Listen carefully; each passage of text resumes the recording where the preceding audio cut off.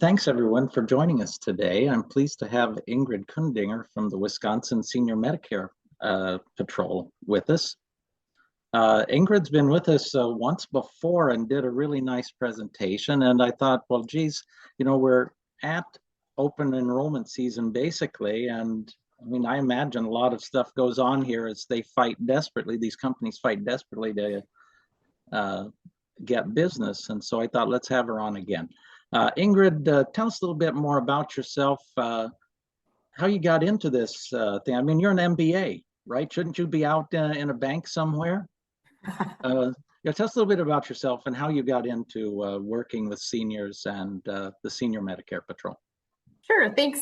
Thank you so much for having me today, Mike, and thanks to all of you for joining us this morning. As he said, my name is Ingrid Kundinger, and I am here from the Wisconsin Senior Medicare Patrol program. And how I got to this position is that I have spent a good part of my professional career in the aging network in some way, shape, or form. So have worked at the West Madison Senior Coalition, have been involved in long-term care and memory care for people with dementia, and have worked in a number of community development and fundraising positions to help support the work of aging agencies and people who support older adults. So being involved in working with older adults has always been something that's been important to me, and this position seemed to be a good fit. I'm able to be out and about in communities across the state, talking to folks, educating them about Medicare fraud, and interacting with volunteers who are a part of our program as well. So it seems to be a good fit for me at this point. Super. Well, thank you, Ingrid. Go ahead and get started if you would, please. Sure, absolutely. So I'm just going to zip right through. And if people are interested in copies of the slides afterwards, I can send the presentation to Mike if that's helpful. And if you have questions or comments, you can chat them in, or however Mike wants to deal with that. I'm certainly happy to stop and answer questions or consider other folks' comments as we go through. But what I wanted to talk to you about this morning, and there's a lot of things, so some of them will go rather quickly and we'll spend a little bit more time on the open enrollment information, but just wanted to again share with you information about the Senior Medicare Patrol and here in Wisconsin, what that looks like. I wanted to share some examples or things that are impacting Medicare beneficiaries here in the state of Wisconsin as it relates to Medicare-related fraud and scams. We'll talk a little bit about Medicare's open enrollment period, just kind of give you some very high-level overview of what open enrollment is and what it means and what you as a Medicare beneficiary or someone who works with someone on Medicare need to know as far as choices that can be made or changes that can be made during that time. Unfortunately, there is fraud involved in open enrollment season as well. So I wanted to talk a little bit about that with you. And then just really quickly talk about ways that you can protect yourself from Medicare-related fraud and scams, as well as how to detect and report if any of these things perhaps have happened to you. And then, as always, to share some available resources that we have with the Senior Medicare Patrol. So the Senior Medicare Patrol, for those of you who may not be aware, is a national program. We're federally funded through a grant from the U.S. Administration for Community Living. And there is a Senior Medicare Patrol program in all 50 states across the country, as well as the 4 U.S. territories. And here in Wisconsin, the program is housed at the Greater Wisconsin Agency on Aging Resources, kind of a mouthful, which is also known as GWAR. And we have had this grant since June of 2018 and have continued to expand our reach. The goal of the program is to connect with Medicare beneficiaries across the state in all 72 counties, as well as the 11 federally recognized tribes within the state of Wisconsin.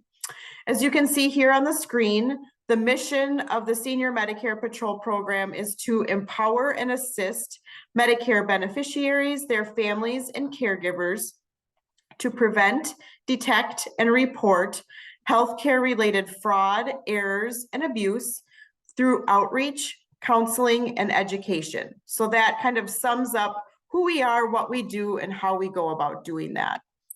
As far as what our mission delivery looks like, you will find us oftentimes at community events, senior expos, health fairs, where we will staff a booth with our information and have the opportunity to interact with event attendees one-on-one.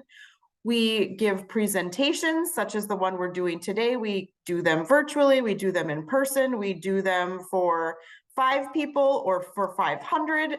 However many people we can share our information with, we're always looking for those opportunities. And then lastly, we do operate a toll-free confidential helpline that people can call if they feel that they have perhaps been involved in some sort of Medicare-related fraud or scam, have any questions, or just want to report suspicious phone calls or that sort of thing. And we'll talk a little bit more about that as we go through the presentation. So in case you're wondering why this program is even necessary, hopefully you've had enough time for your breakfast to digest before we talk specifically about this slide, because as you can see here, Medicare fraud, abuse, and errors is a billion-dollar industry for the fraudsters. So unfortunately, that wasn't a typo, and I didn't intend for that to say million. I did intend for that to be billion-dollar. And currently, the estimate for the Medicare program on an annual basis is that approximately $60 billion per year is lost to fraud, abuse, and errors just in the Medicare system. So that doesn't take into account any of the other fraud and scams that is not associated with Medicare. That's just Medicare. So the Senior Medicare Patrol program was started in the mid-1990s as a response to the amount of Medicare fraud, abuse, and errors that was noticed in the Medicare program. And while we are not able to reclaim the $60 billion per year back to the Medicare program, we do have some numbers that we are able to help Medicare get back some of those lost revenues in the low billions of dollars through people who are reporting this sort of thing, and we are able to provide that information to the investigators at the federal level to go through their processes to take down, as they call it, fraudulent companies, healthcare providers, or whomever else is attempting to take advantage not only of people who are utilizing the Medicare program, but also the Medicare program itself. When I started this program or working for this project, I kind of maybe was a little bit Pollyanna-ish, thinking that nothing bad would happen in Wisconsin or that there weren't any issues that would happen here in Wisconsin, and was quickly shown that that was in fact not the case. So I just wanted to share quickly with you this morning some of the top concerns that we hear from Medicare beneficiaries across the state of Wisconsin as it relates to Medicare-related fraud that's impacting them. The first one is what we call the new Medicare card scam calls, kind of a tongue twister there. As many of you may be aware, if you are a Medicare beneficiary yourself, or for folks who provide support to people with Medicare, a number of years ago in 2018, Medicare made a change to the Medicare card.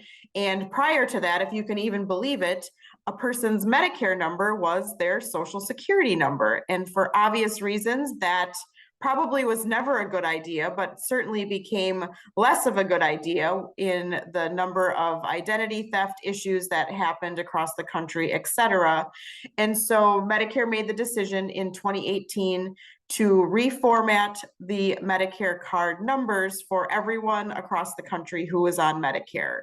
And so everyone at that time received a new Medicare card, and that number is now a randomly generated alphanumeric number. It has nothing to do with a person's Social Security number or any other identifying characteristics of them. And unfortunately, as a result of that, there was a lot of opportunity for fraudsters to jump in and create uncertainty for folks. And that continues today, unfortunately. We get calls on a regular basis for people that say, I just got a call from someone. They said they were calling on behalf of Medicare to make sure that I had my new Medicare card. And I was concerned because I didn't think there was a new Medicare card, but they told me that the new Medicare card needed to be plastic, or it needed to have one of those chip readers in it, or it needed to be laminated, or it needed to have my healthcare provider's name on it, or it needed to be a different color because the red, white, and blue cards were no longer going to be acceptable. And so just a lot of uncertainty with that. So the bottom line with this issue is that there's not a new Medicare card. There's not a plastic card, a card with a chip. It doesn't need to be laminated. It will never probably have your healthcare provider's name on it. That information changes often, and it's not a different color. It's just that pretty generic paper red, white, and blue card from Medicare. So if you or someone you know receives a phone call or is talking to you about the fact that they got a phone call from someone asking about a new Medicare card, encourage them, and you yourself also just hang up on that call, because those folks are up to no good and looking for your Medicare information so that they can take advantage either of you or the Medicare program. The second most common concern or report that we hear from folks is related to durable medical equipment scams. And that relates to back braces, neck braces, knee braces, all of the different body parts that could have a brace. In some instances, it also involves medical equipment, diabetic supplies. And most recently, we're hearing from counterparts across the country. This is kind of something emerging, and we have heard of this from a few folks here in Wisconsin. But the latest twist on this scam is related to a urinary catheter kit.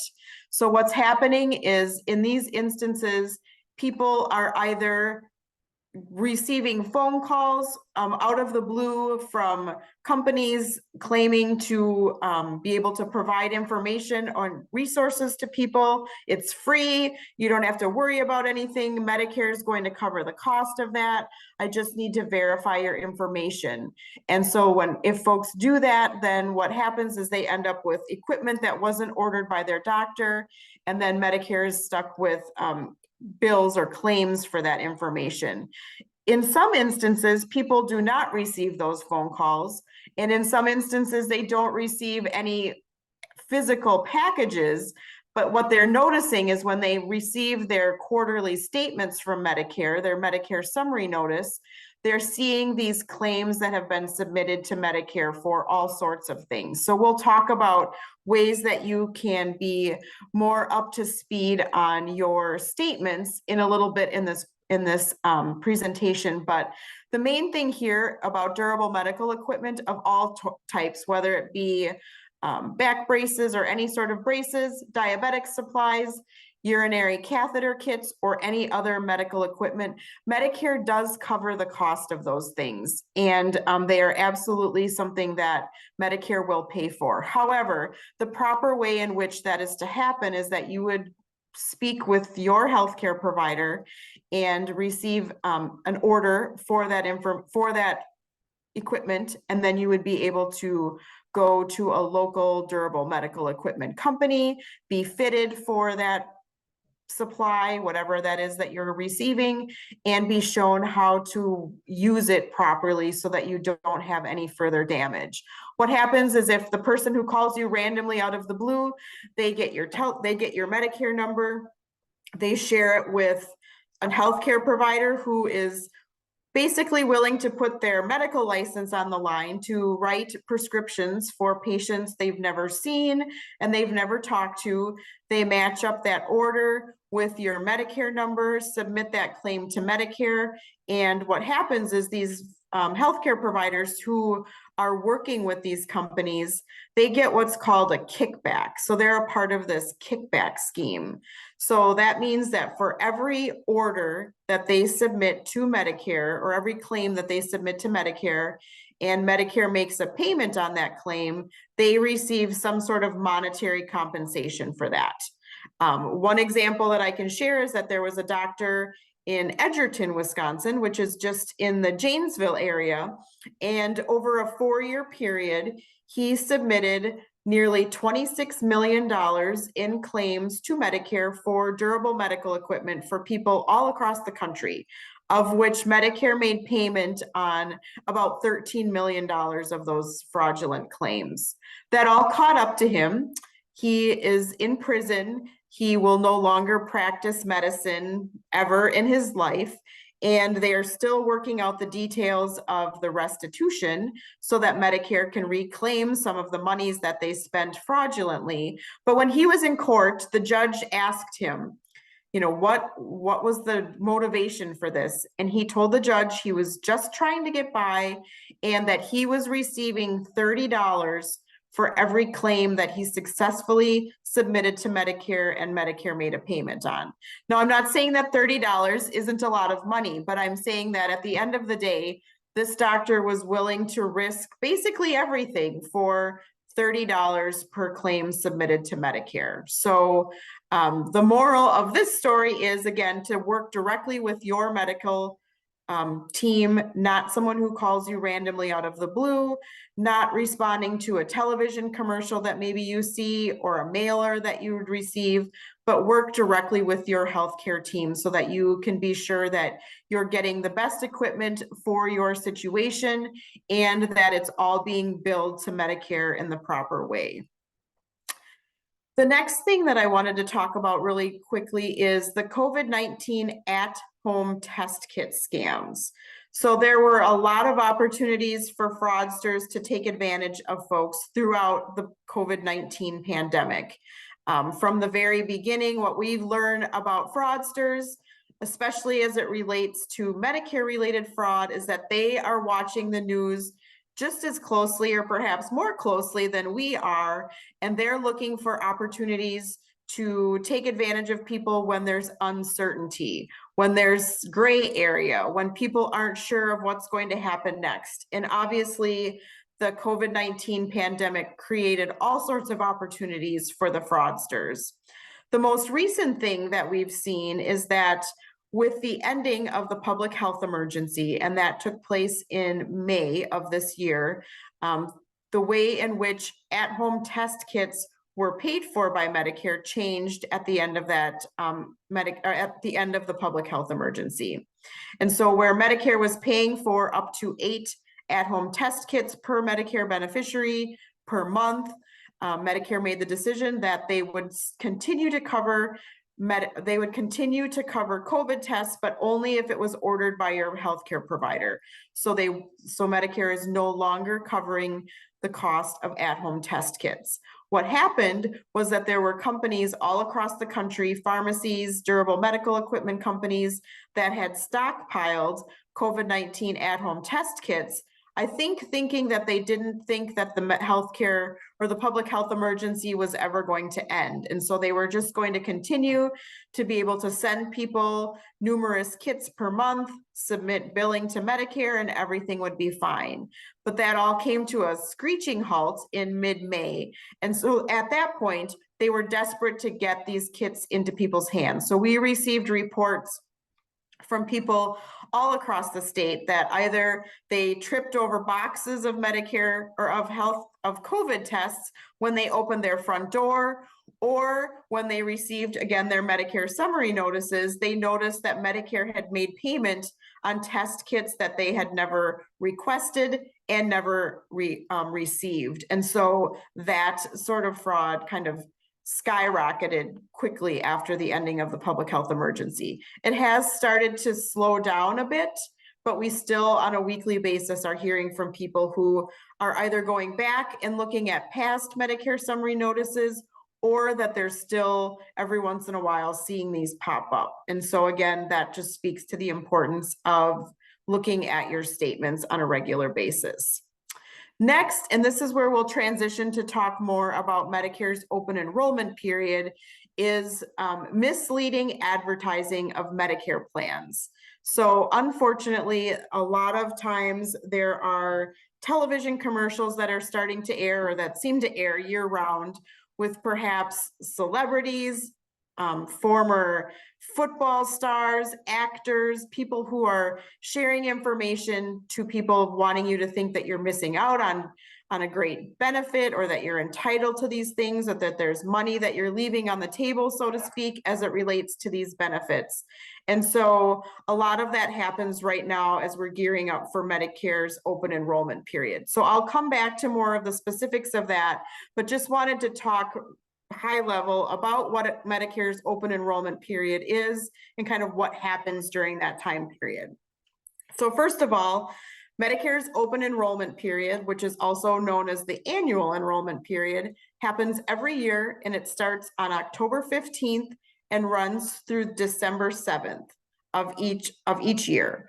And if someone decides to make a change to their Medicare healthcare or prescription drug coverage during that open enrollment period, those changes would take effect on January 1st of the next year. So in this instance, if we're talking about the open enrollment period for 2023, which will begin October 15th and run through December 7th, any changes made to anyone's plans would take effect on January 1st of 2024.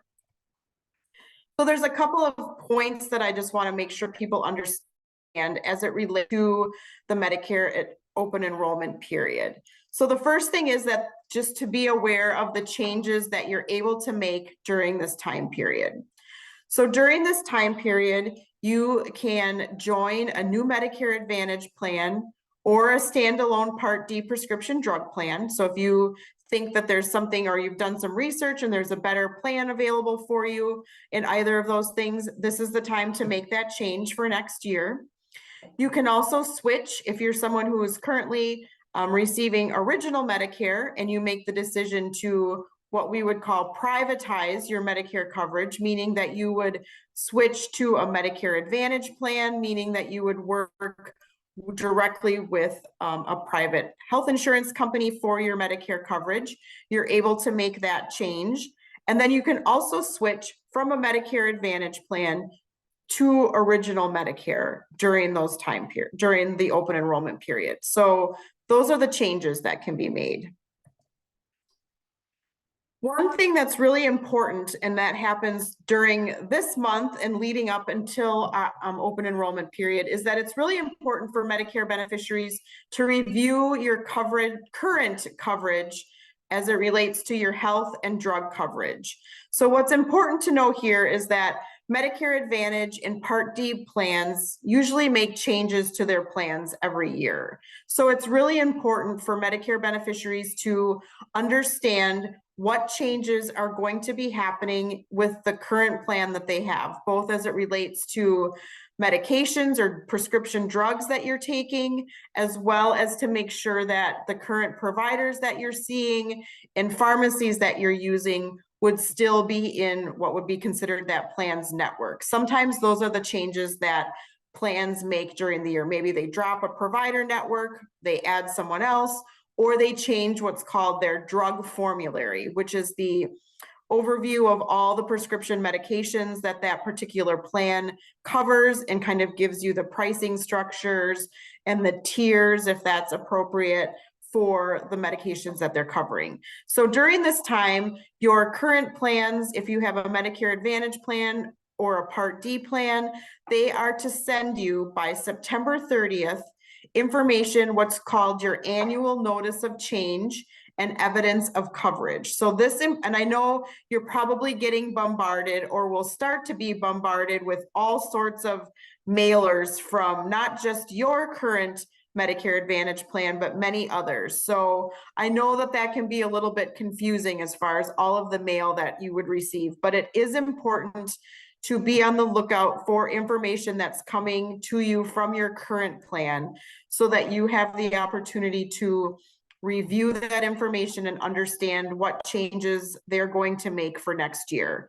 If the changes that they're going to make next year seem to be okay with you, and your medications are still going to be covered, and your providers and network is still going to be intact, and you feel that you're getting the best coverage you could be, and you don't feel that a change is necessary, great. You don't have to make changes, but if something significant is different and you're wanting to search for other options, then you would know kind of what the changes are going to be and what would be important to you when you're looking potentially for a new plan.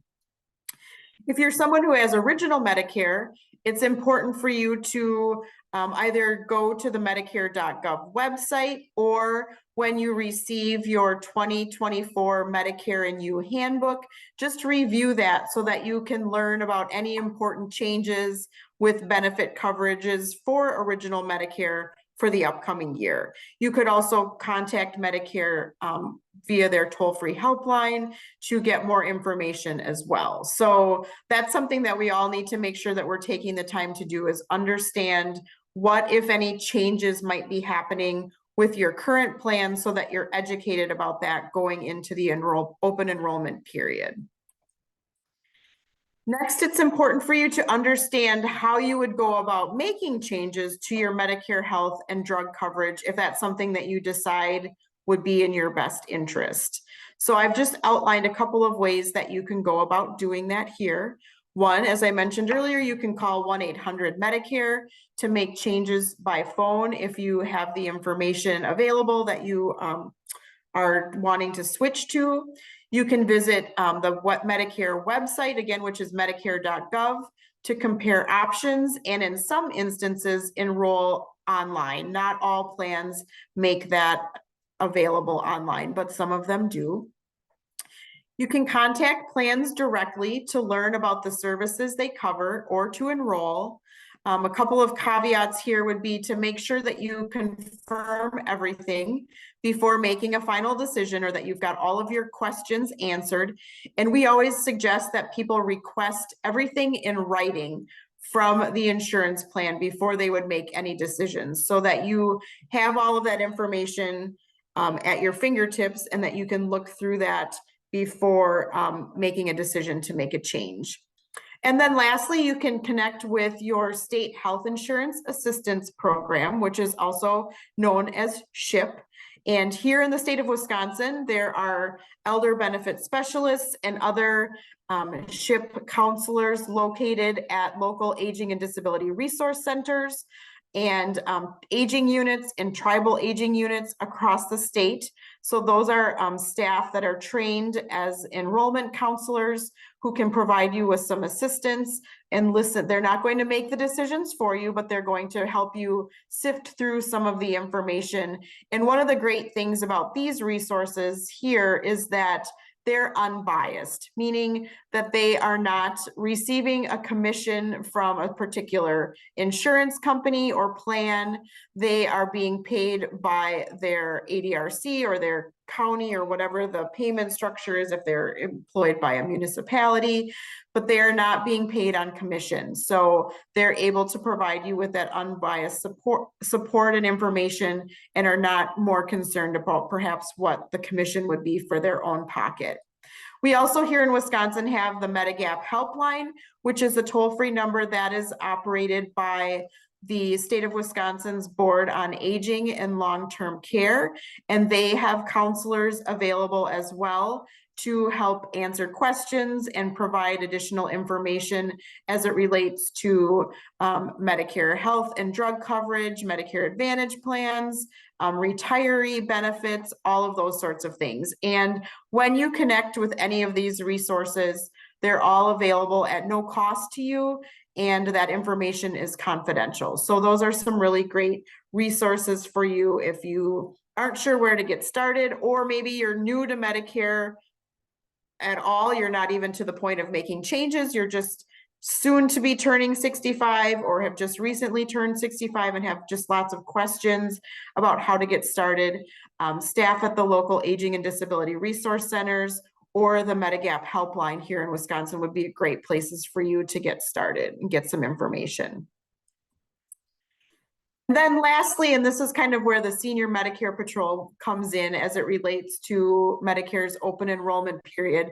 We just want to make sure that people are aware that during this time, there is an increase in people trying to steal information from you for their own gain. So as it says here, and I won't read all of these things, but there could be a lot more phone calls soliciting you during open enrollment. Some of them may be legitimate and many probably not. So just as you always are, hopefully always just be really cautious on the telephone and not share personal information with people who call you out of the blue that you're not comfortable or you've never connected with.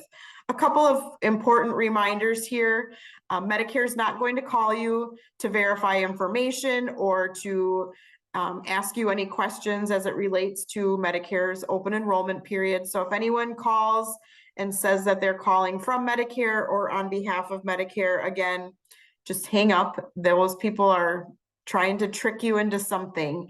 And then just be cautious. The fraudsters are getting a little bit more tech savvy. People are reporting that they've received text messages with links that have gotten them into trouble, have also received email messages with links. And so not just related to Medicare related fraud, but just fraud in general and really keeping your information safe. We always encourage people to disregard text messages or email messages that come from folks you're not familiar with. And certainly we encourage you not to click on those links because oftentimes that can then infect your cell phone, your computer, whatever it is, and they're trying to get information that might be available on that device. So just simply deleting those things without opening them would be a best practice for you. We also want to make sure that people are aware that a lot of scammers use what's called social engineering. And what that means is that they probably maybe have some information about you when they call you. So what that would mean is that they would say, am I speaking with Ingrid? Ingrid, we have you listed here as living at 123 Green Drive in Madison with a zip code of 53718. Is that correct? And I say yes. And then they've obviously already got my telephone number because they've called and I've answered, and they may have even more information about you. That they're doing that because that makes them seem like they're a little bit more legitimate because they have more information. The unfortunate part of that is that they probably just have access to some really good search engines on the website and they can find all sorts of information about you. I'm not sure if any of you have ever Googled yourself, but you might be interested to try that to see what information is out there about you that anyone could do if they had your name. Ingrid Kundinger, you put that in and it'll say different places that I've worked, if there have been, recognition, or if there were media things that I've done, all sorts of things, in addition to probably addresses, telephone numbers, that sort of thing. So just because those people that are calling you seem to have a lot of information that would make them seem legitimate, they probably aren't, and they probably just did some really good internet research. So consider that as well. And then lastly, scare tactics and threats. We do see an increase in this during open enrollment, meaning that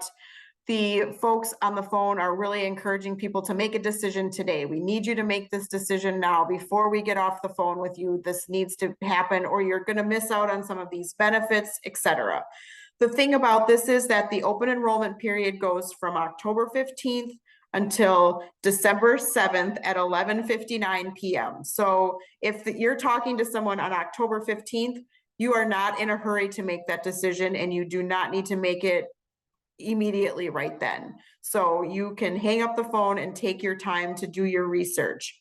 The flip side of that is if it's 8 p.m. on December 7th and you're still not sure what you're going to do, you are starting to run out of time. That doesn't necessarily mean that you need to feel the pressure from the folks calling you, but just know that at 11:59 p.m. on December 7th, you're not able to make those changes anymore. So just be aware of that. And then anything that's ever offered to you that is free is typically too good to be true. As we all know, most things are not free. So the Senior Medicare Patrol, we developed a couple of tools that might be helpful for you during this time period and in terms of just general Medicare enrollment when you turn 65. And they're just resources that are available either on our website, or you can contact us directly and we can drop copies of them in the mail to you. But it's kind of a 3-part series. One of the documents is called Working with Insurance Agents about Medicare plans, and it has all sorts of questions that you might want to consider asking the agent during that either telephone call or that time that you maybe are sitting down with an agent, just so that you understand, you know, the differences between original Medicare and a Medicare Advantage plan, or what a supplemental, you know, there's just a lot of decisions. So we feel that this tool might be helpful for you to think about some of the questions that you might want to ask an insurance agent when you're making those decisions. The next piece is comparing your Medicare coverage options. So once you've done the research, this allows you to put that information into kind of a spreadsheet where you can look across and see like, yep, this one allows this one doesn't. I would have to pay this for this, but I don't have to do it for this, just so that you can look at them all in one spot. Because again, there's lots of options, there's lots of implications with all of those options. And sometimes it might be nice for folks to just be able to look at all of those things in kind of a 1-page thing. And then the last piece that goes along with these Medicare decision-making tools is just a 1-page Know Your Resources page. So it has information on the Aging and Disability Resource Centers, which I shared earlier, the Medigap Helpline, and some other state-based agencies that can provide assistance to Medicare beneficiaries, not just during open enrollment period, but throughout the year as it relates to Medicare. So again, if you feel that that might be something that you'd be interested in, you can let me know. And at the end of this presentation is all of our contact information and how you would do that. And the resources are also available on our website. And then lastly, how to protect yourself from marketing violations. So it's important for you to know that Medicare does have rules about how insurance agents and insurance brokers and companies are able to communicate with you during the open enrollment period. So there's a lot of things on the list here that says plans cannot. So there can't be high pressure for you to join their plan. Again, they can't tell you that they represent Medicare or are calling on behalf of Medicare. They're not allowed to visit your home without your permission, or to any of those sorts of things. So the door-to-door things without your permission, we would want you to share that, report that to us, because that is not something that's allowed. And just a quick aside, when folks report information about insurance agents to the Senior Medicare Patrol, in addition to providing that information to our Senior Medicare National Network, we also share information or concerns about insurance agents with the Wisconsin Office of the Commissioner of Insurance, so that they are the entity within the state of Wisconsin that provides licensure for all insurance agents in the state of Wisconsin. And there's kind of a code of conduct and ethics that those insurance agents need to follow when they are licensed in Wisconsin or any of the other states. And so when we get concerns from people, you know, when someone calls and says, this agent has been knocking on my door 3 times a day for the last week, they won't leave me alone, I'm not sure what to do. You know, if we have that information, we can share that with the appropriate entities. And as it says here, sometimes these folks are trying to tell you that you're missing out on plan benefits that you're entitled to, inform you of loss of Medicare benefits unless you sign up for a certain plan, or require you to provide all of your contact information at an event for a plan. So I guess what's most important here is that if you see a commercial on television and there's a celebrity or a former football star that is telling you that there's this great plan that's available, before you call the 1-800 number on the television screen to find out more about that, maybe take a step back. A lot of those commercials, while they're not necessarily fraudulent, they can be misleading. And what I mean by misleading is that they're advertising national plans. So some of the benefits that maybe they're touting, a savings in your Social Security check amounts every month, or, you know, transportation to doctor's appointments or a gift card to the pharmacy every month, or whatever the extra benefits might be, those aren't one size fits all opportunities for people. In some cases, those plans may not even be available in the state of Wisconsin or in the region of Wisconsin that you're calling from, or even from the zip code that you're calling from. So it's not a one size fits all. And so it's important for you to take a step back and do some of your own research, or reach out to some of the resources that I've provided to get some more information before making that. So if you do decide to call that 1-800 number on the television screen, just know that you're connecting with ultimately an insurance broker. And in some cases, people have experienced some pretty high pressure sales tactics in those situations, where unfortunately, in some cases, people get so frustrated either because the phone call isn't going well, or they're so confused about all the options that they've been presented with, or they've been receiving phone calls daily for weeks, kind of feeling like they're being hounded to make a decision, that they finally just, fine, I'll sign up for this plan. It sounds great.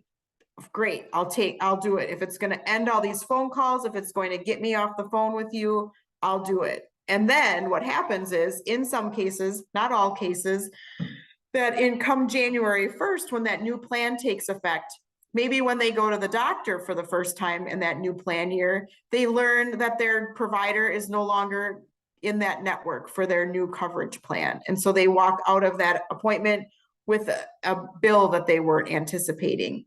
Or they go to the pharmacy for the first time in the new plan year, and some of the prescriptions that they have been taking for a long time are not covered by this new plan. And so that's some of the fine lines at the end, or, that's the small print, so to say, that's not necessarily covered entirely. So it's just really important for people to understand the implications of those things and to connect with someone that they trust, versus calling some of those general commercials on television for information. Really quickly, I know we're getting to the end and there's a couple of questions, so I want to be able to entertain those as well. What can you do overall to protect yourself, detect, and report Medicare-related fraud? So we've talked about the protecting, and these are things that would help you keep you safe, not just from Medicare-related fraud and scams, but from fraud and scams as general, is just not sharing personal information over the phone with people who call you out of the blue, not sharing personal information via text message or email with people that you're not comfortable with. If they don't have that personal information that they're looking for, they're not able to take advantage of you. So personal information in this instance obviously would include a Medicare number, but also would include social security numbers, credit card information, bank account information. Just keep that to yourself. And if you receive a phone call from someone and you think, maybe that is legitimate, maybe that really was Medicare calling me to ask about something, my suggestion to you would be to hang up the phone on the caller, find your Medicare card, or look up the toll-free 1-800 Medicare number and make that call to Medicare yourself, so that you can say, hey, I just got a phone call from someone. They said they were calling from Medicare about whatever they were calling about. Was that a legitimate phone call? 99% of the time, they're going to say no, that was not a legitimate phone call. And don't be afraid to hang up on people who are asking you for personal information or asking personal questions.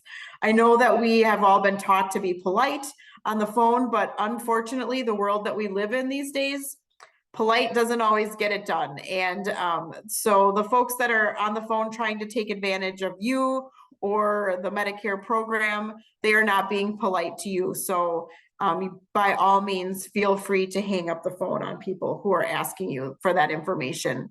And then lastly, as it relates to robocalls, some of those robocalls have that animated or robotic voice that will say, to speak to a customer service representative, press 1, to opt out of receiving calls from us ever, press 9. And our suggestion to you is to not interact with any of the features that are listed and to simply hang up. While it sounds great that if you press 9, you would never hear from these people again, I'm convinced, and I don't know this for a fact, but I'm convinced that if you press 9, instead of not getting any more phone calls from these folks, you're probably going to get about 9 million more phone calls from them. So just be careful about that. And again, don't ever feel bad about just hanging up the phone. And, you know, we encourage people to just be really careful. If you have caller ID or you have a smartphone that alerts you to who's calling, you know, if you don't recognize that phone number, we would encourage you to just let it ring. If it's someone that really is legitimately trying to reach you, they most likely are going to leave you a voicemail message. And at that point, you can determine whether or not you'd like to call them back, or you can do a little bit of research about that before you would make that phone call back. Most of the time, the fraudsters aren't going to leave you a voicemail message. They're just going to keep calling and calling and calling, which I know is super annoying. But I think if you just don't interact with them at all, eventually they will take your phone number off of their list of calls. How can you detect if something has potentially happened with your Medicare number and account? We really encourage people, and I've said this a couple of times, to really review their statements, whether they're Medicare summary notices for people who are on original Medicare, or explanation of benefit statements for people who have Medicare Advantage plans, or for your Part D prescription drug plans. Those statements, they're not bills, they're statements, are going to come to you on a regular basis to provide you with an overview of the health care that you've received during that time period and the claims that were submitted on your behalf during that time period for your health care. So if you become familiar with those statements, you will very quickly be able to pick up on services that you didn't receive that are listed, if there were instances of double billings, or if there are services that weren't ordered by your doctor. So that's where we were talking about the COVID at-home test kits, or the braces, or the urinary catheter kits. Suddenly people are starting to see these things and then report like, hey, this isn't something that I'm familiar with or that happened to me. What are we going to do about that? So that's why it's really important. The fraudsters, they hope that you never look at these statements, because then no one's ever going to ask questions, and they are going to just continue to do what they're doing.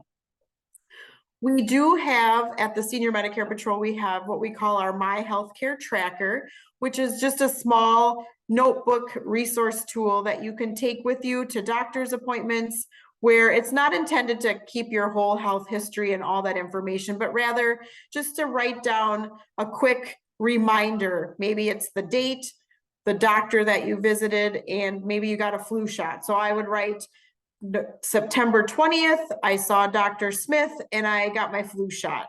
So maybe my statement isn't going to come for a couple of months, because the summary notices from Medicare are a quarterly document. So maybe I just got mine a couple of weeks ago for the last 3 months. So this is the beginning of this next quarter. I'm probably not going to remember that my date of flu shot was September 20th when I get my new statement.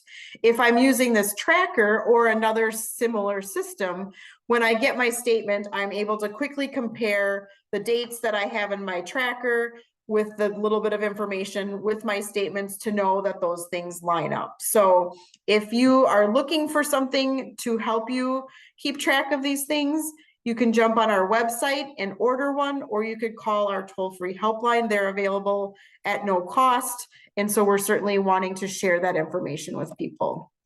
And then lastly, if you see something that doesn't look right, say something to someone. If you've received a statement from your provider and there's things on there that don't make sense to you, we encourage you to call your provider. As a healthcare consumer, you have every right to advocate for yourself and ask for additional information, additional documentation to back up the claim information that they've provided to you. If you don't have successful resolution in that situation, or you have other concerns, we encourage you to contact the Senior Medicare Patrol via our toll-free helpline, and we will gather that information. And if we are both in agreement that we suspect that it could be fraudulent, we will then take the next steps to report that to the Federal Office of Inspector General for potential investigation. Lastly, The Senior Medicare Patrol program is a volunteer-driven organization or program, and so we are always looking for volunteers to join our team. We have opportunities for volunteers to staff tables at events and health fairs, to give presentations, and to help us answer calls on our toll-free helpline. So if you or someone you know are interested in learning more about the volunteer opportunities that we have available, you can certainly feel free to reach out to us to get more information about that. And lastly, available resources. We've talked about our website. I've talked about the My Healthcare Tracker. We talked about our toll-free helpline. We also publish a quarterly newsletter, which is called the SMP Scoop. And we can send a paper copy to you. We can send you an electronic copy. You can find an archive of all of our past newsletters on our website. So if that's something that you'd like to receive from us on a quarterly basis, please let us know. We'd be happy to add you to our distribution list. On occasion, we also issue fraud alerts. If there's something new in the Medicare fraud world that we want to get out as quickly as possible to the aging network and to Medicare beneficiaries in general, we will issue fraud alerts and send that information out as well. And then lastly, this is information about how you can contact the Senior Medicare Patrol program via our toll-free helpline, the website that I referenced a number of times. We are also available on Facebook. We try to keep people updated on information about the most recent Medicare fraud and scams that we're seeing. And then also, if you're more comfortable connecting with us via email, you can do that as well. And with that, I'm going to be quiet and see what questions there are here in the chat box.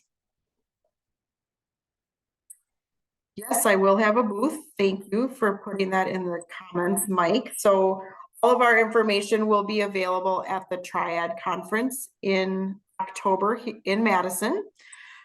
Someone says, I get one of those calls about every 10 days. I'm sorry that you're getting those calls. And I would also say that if it's only one every 10 days, you're lucky, because a lot of people are reporting 10 calls every day. So what I would say about that is I wish I had a magic wand that I could wave that said, you attended this presentation, so now you'll never get crazy phone calls from telemarketers again. But unfortunately, I don't have those powers. I would encourage people to connect with their phone carriers.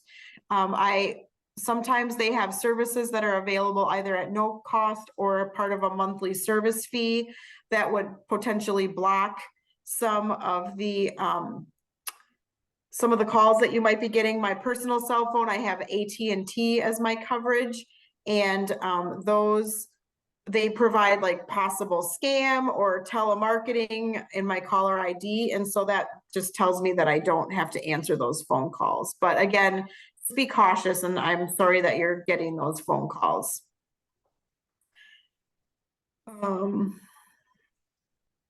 And someone also said, if you switch plans, can you be denied? I'm not 100% sure about that. I think if you're switching plans if you're a Medicare Advantage plan to a Medicare Advantage plan, there aren't issues with that. If you're in a Medicare Advantage plan and you want to go back, or you want to go to an original Medicare plan, in some instances with a supplemental plan, they're either not available or there might be some different conditions with that. But again, I would connect with one of the trusted resources to get more specific examples about that. And maybe you have some health concerns that you're worried that would be a reason for denial. So I would definitely ask those questions before making that comment.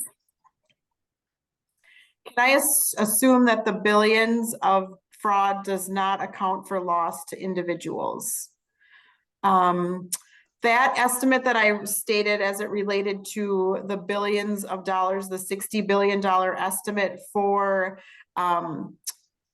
the Medicare program, that does just include what's lost to the Medicare program. So that would be correct. That does not include or account for the loss to individuals. So yes, the number is probably much higher than the 60 million, which makes this even a more disastrous problem. think that those were the questions. Does anyone else have any comments or questions or things that they wanted to talk about before we're finished today, or I'm finished?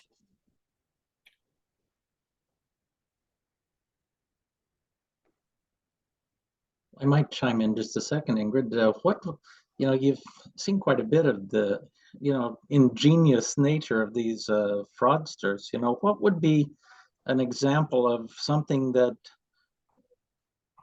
would be, really hard for a senior to detect fraud in? I mean, sometimes it just seems, really honest. Something too good to be true, of course. Someone's selling something for free, then, that's probably a scam.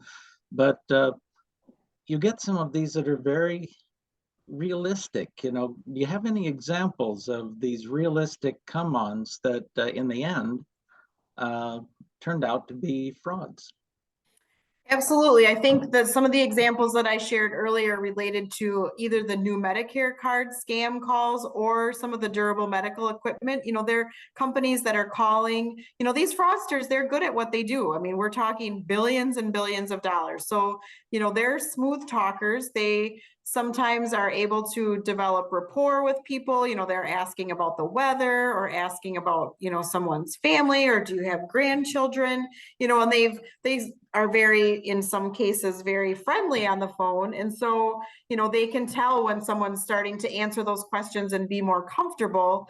And then they're starting to ask more specific questions. They're asking about, do you have any back pain? Or is there something, are you diabetic? And have you been able to get diabetic supplies? And they've always just got something that's a little bit better maybe, or they're promising them something a little bit better, or maybe something extra than what the benefits they're currently saving. Or there's money that can be saved. I mean, we all want to save money. And so those too good to be true tactics, unfortunately, people, they decide that they're going to share information. They feel that it's really Medicare that's calling them, or because of the information that the person already had, they feel that they're legitimate. A lot of times when people call our toll-free helpline, they start out by saying, you're never going to believe what I just did. I shared my Medicare information, and I know I'm not supposed to, but the person that I talked to was so good that I shared it. And as soon as I did, I knew I shouldn't have. And now I'm in trouble. Like, what am I going to do now? So, I think too, this is probably, it sounds terrible, but they're looking to connect with people who are maybe more isolated, who are lonely. I mean, it's a friendly voice on a telephone, and maybe someone doesn't have a lot of interaction with people via the telephone. And so as long as there's someone to talk to, they're happy to provide information. So we've got a big job to get our information out to people to help them stay safe. Unfortunately, the telephone, it's a great tool for us, but it also can be very dangerous. Mm-hmm. Yeah, absolutely. I can definitely, go ahead, Rich. Yeah, hi, I'm Rich from the ADRC, Dane County. One of the things that I'm concerned about is that a lot of our dual eligible folks, meaning qualified for both Medicare and Medicaid, will now be actually receiving either emails or texts from the Capital Consortium, the Income Maintenance Unit, regarding their benefits, and those might be strange numbers. So I just want people to kind of be aware that if you do get those, don't just disregard it, but call the Capital Consortium, which is 888-794-5556 to check to make sure that you don't produce inaction, which can actually cost you some of your benefits. Thank you for sharing that, Rich. And I'm curious, was there communication that was sent out to people who are duly eligible explaining that that was going to be a new way to be contacted, or is this just kind of happening out of the blue? Nope, they should have gotten a letter, and I hate to be, well, I like to plug the ADRC, but in our newsletter of the last summer issue, there's a big write-up on the new changes that are going on through Access and how they're going to contact folks. A lot of it, I think, has to do with the unwinding, but it's sometimes better safe to sorry to, just, check it rather than just ignore it. Mm-hmm. No, I appreciate that. Thank you. What is the Capital You're Consortium? welcome. The Capital Consortium is the income processing workers for the state that there's 5 counties in the consortium. I don't exactly can't spill them off the top of my head, but they're the ones who, when people are applying for food share, applying for MSPs, the medical savings programs, Medicaid, those are the processors who deal with those applications, and we get a lot of dual eligible folks, so it's good to kind of be certain. Yeah, I'm glad you could join us, Rich. Thanks a lot. Good information. Oh, I most have a welcome. question. Hi, Nancy, go ahead.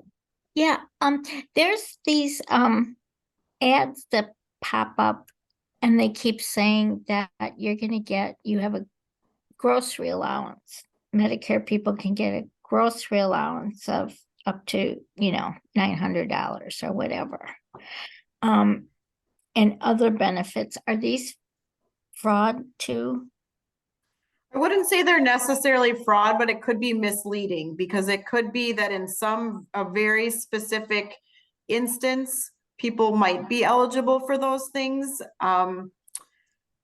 It's not a one size fits all. So I would just be cautious before clicking on that, or, maybe try to do some research on your own to learn more about either if there's eligibility criteria for that or financial criteria to meet in order to receive those benefits. Unfortunately, if you were to click on the ad, then they're probably going to start bombarding you with phone calls or emails or text messages about that information, which could become overwhelming. But those are some of the extra benefits, in some Medicare Advantage plans, depending on their cost structures and that sort of thing, are able to provide those sorts of additional benefits. It's just always best to do your homework before you find out. It could be that it's not available in the county or the zip code that you live, or it's not a plan that's available in the state of Wisconsin. So we just have to be really careful about that. Thank you. You're welcome. Thank you for the question. Clicking on pop-ups is always a little bit risky. Correct. I mean, I would take the information and then maybe call ADRC and see what's going on, because they have a lot of information at the ADRC office, and they can match you up with somebody who's probably aware of this kind of thing. So yes, absolutely. Your advantage. ADRCs are great resources for you, not just as it relates to Medicare coverage, but so many other programs and assistance and things that are available that you might never have known about if you hadn't connected with them. Absolutely. Yeah. I clicked on one of those pop-ups once. Mm-hmm. Within a second, people, like the fastest phone call I ever got. And it probably was many phone calls after that. Yeah. Yep. A lot of these, the interaction on the internet is generally risky. I just want to put in an advertisement for the Triad conference. We'll have a cybersecurity expert from the UW doing one of the breakout sessions on the 20th of October. So, he'll be covering all kinds of internet hygiene issues and helping people understand how they can be safer on the internet. So more information, of course, go to Triad of Wisconsin, and you can get the program and even register if you're interested. Okay, any other questions for Ingrid? Okay, well, if there are none, Ingrid, I just want to take a second to thank you for bringing your talents and education to this field. We really benefit by having you here and working for us. So thank you very much. And everyone, thank you for attending. Really appreciate you joining us today. Thank So you. long for now. Thanks, Mike. You're welcome. Bye-bye. Bye.